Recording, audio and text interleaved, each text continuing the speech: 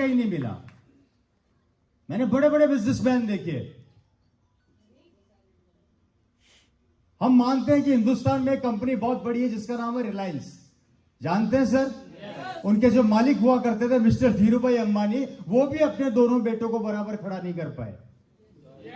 तो आप और हम किस खेत की मूली है मेरे दोस्त? सही है या गलत है जी? भगवान ना करे और भगवान करेगा,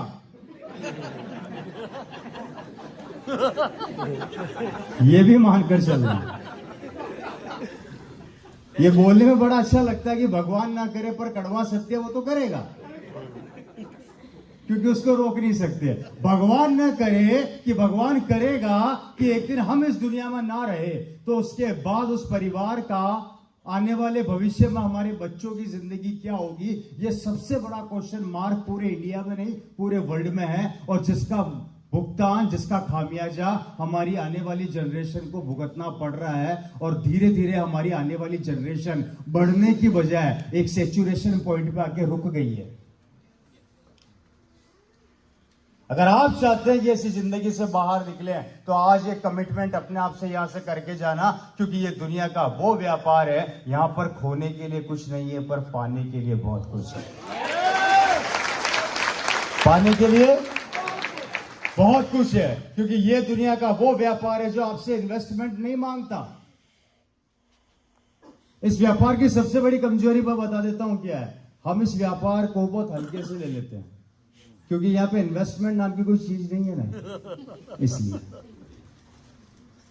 हम सोचते हैं यार हल्दी धनिया मिर्ची से भी कुछ होता है क्या है?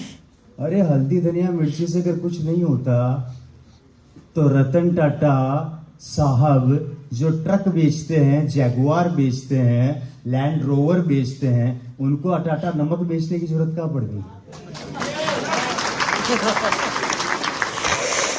तो नमक से तो होता है, हल्दी धनिया से भी होता है। और होता नहीं है, ऐसा होता है कि आप सोच नहीं सकते। और यही हल्दी धनिया मिर्ची सर्फ साबुन खाते खाते मेरे साथ भी बहुत कुछ हुआ। ये रवि शर्मा जो एक सब मेरे को एक्चुअली मैं ड्रीम देखा करता था कि मेरे पास भी, मेरे को गाड़ियों का बड़ा खतरनाक शौक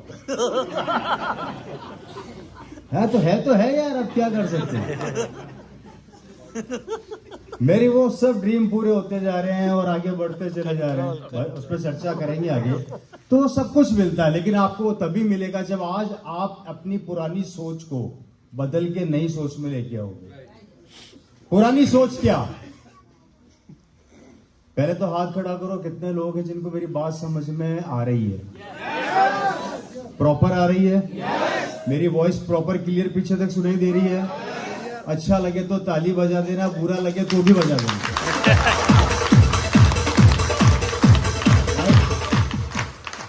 देखो, ट्रांसफार्मर को भी बिजली की जरूरत होती है, समझ रहे हो मेरी बात को? अगर वहां से मेरे पास पॉजिटिव वाइब्स नहीं आएंगे ना, तो मैं डिमोलाइज हो जाऊंगा। तो मुझे डिमोलाइज मत करो, मुझे एनर्जी का फ्लो देते रहो थोड़ा सा। क्योंकि दोस्तों, मुझे नहीं पता आप लोग इस बिजनेस, इस व्यापार के बारे में, इस अभियान के बारे में क्या सोचते हैं, पर मैं इतना सा बता देता हूं आप लोगों को, आप सब हमारे परिवार का हिस्सा हैं।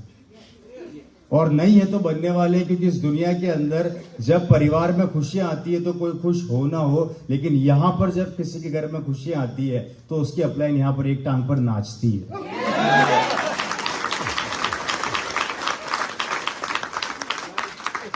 खुशी का ठिकाना नहीं होता।